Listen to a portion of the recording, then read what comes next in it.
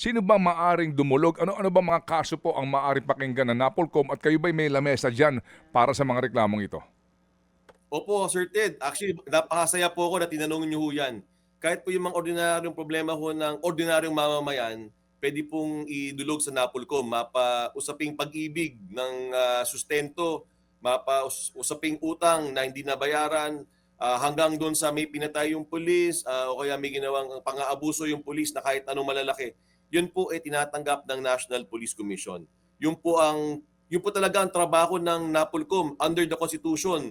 Article 16, Section 6, siya po talaga ang pulis ng pulis. So anytime po, at ngayon po nandito ho tayo, 6 years po tayo nandito, Sir Ted, hindi ho tayo bound by technical rules of procedure. Tayo po hindi nangangailangan yung po mga nagko-complain na magkaroon ng abogado. Pwede po sila, ordinaryong tao na magsumbong sa pleb. May lamesa ho tayo dito, tayo pa pakikinggan sa ating mga regional offices, meron po tayong ibang provincial offices at lalong-lalo na po sa central office pwede po magpunta ang ordinaryong tao.